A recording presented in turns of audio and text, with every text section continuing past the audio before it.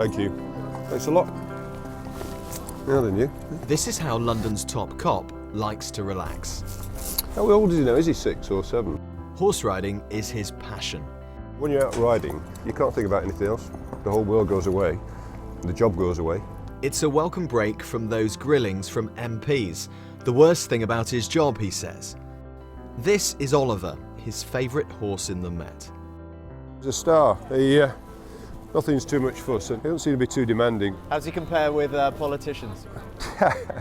Well, I've never ridden a politician, so I wouldn't know.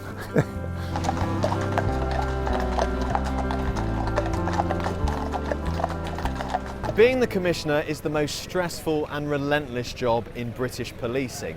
So what does Sir Bernard do when he gets a day off? This. And so, as football fans stream to the Chelsea-Arsenal match, some spot the boss on patrol, volunteering on the front line in the mounted branch. Can I just say it's the first football supporter I've seen with an FT. There's a lot in Chelsea. And today's stint isn't a one-off. During the last 5.5 years, I've got round every football ground in London, and this is the last one. Sir Bernard Hogan-Howe rode to the rescue after the Met had lost 2 commissioners in the space of only 3 years, but he faced a baptism of fire. 2011 and London was burning. Rioting spread across the boroughs. Sir Bernard took over just 6 weeks later. The police and some communities seemed as far apart as ever. How frightening is that to see that 26 boroughs have got serious disturbances? Yeah, well, it's terrifying really, because I think what it means is that order's broken down and that thin veneer of civilization has disappeared.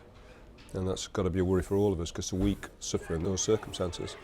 So for me, one of the major things we've got to do was to try and understand what happened, make sure it didn't happen again. And so one thing he did was to order a reduction in the use of the controversial tactic stop and search, which often targeted young black men. And he championed a new approach he called total policing. Just have a total war on crime. You know, the criminals do not have bureaucratic meetings with minutes to go out and rob a bank or to, nick a car. They just get on with it. So we've got to be as nimble, thorough, and at times ruthless as they've been. In the last year, knife and gun offences have gone up, but overall, on his watch, crime fell nearly 20%, at a time when the Met had to save £600 million. Five-a-side football once a week has kept the Commissioner active, a release from those 14-hour days. He says he chose team players without egos to be part of his top squad. And it was the ultimate of team events which proved a highlight.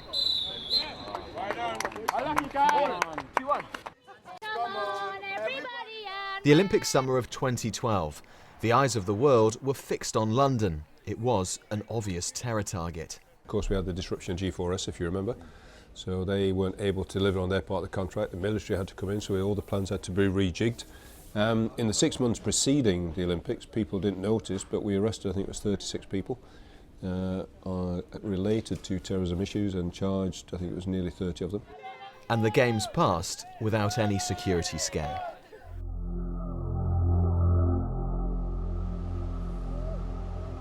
But 2 years later, in 2014, the terror threat level was raised with the emergence of the so-called Islamic State. It prompted these demonstrations of how the police were prepared. The Met says at least 10 terror plots have been stopped in the past 2 years.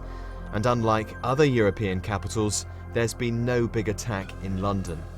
But there's been speculation counter-terror powers could be transferred from Scotland Yard to the National Crime Agency in the future. If we'd had, as they had in France in November of 15, 130 people murdered, imagine that had happened in London. We'd all be saying, what the hell happened there? Why didn't we know it's going to happen? Why didn't we respond better? I suspect by now we would have changed quite a lot of things. And I would argue that at the time of a severe threat, and we were agreeing that there is a severe threat, you don't start disrupting your defences to allow your attacker any vulnerability. What do they call him? Victor. Victor? Victor? Hello? Hello. Trying to build good relationships with London's various communities has been a priority. So your English is very good? I can do better. No. Well, it's better than my French. Yeah, probably, yeah. And the relationship with City Hall has been vital. Every time Boris the Mayor talked about you, we went one up the league table, but you'd say fifth. Yes. You've worked with two mayors. Boris, you're first. If you were to describe the man in 3 words. A joy, loyal, and very intelligent. So, it's good company. In fact, I was only reflecting the other day that obviously over the years I've had lots of meetings with him. And every meeting I've left him, I felt better. I don't think I've had a meeting where you felt, crikey, this is really going to be problematic. That's a real skill. But the relationship with the press has been strained at best. Some national newspapers turned their fire on him.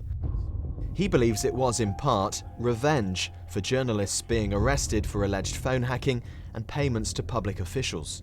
If there's a headline saying, "This is the man who shames British policing," which you will have known someone wrote, how does that feel? How does that touch you? I know that they've got an agenda, so I don't accept that at all. They're entitled to the view, and they've had a go at a lot of people, but they've not always had a good look at themselves. And I think if they look themselves in the mirror sometimes, they know that we've been on the side of right, and they haven't. Another low was Operation Midland, the bungled investigation into claims of a VIP paedophile ring at Westminster in the 70s and 80s. Is it fair to say that probably one of your hardest moments was having to go to a D-Day veteran to apologise, having to go to the widow of a former Home Secretary to say, "We disrupted your lives, people who are elderly, and I'm sorry we got it badly wrong"? Of course. I mean, nobody wants to do that sort of thing. This wasn't the first time I've seen families and said sorry. It's always very demanding. It's not easy to accept that your organisation end up damaging people. But I think it's entirely the right thing to do, to say sorry and point out how you're going to stop it happening again. He could be staying on longer, but the new mayor, Sadiq Khan, extended his contract by only a year. It could have been 3.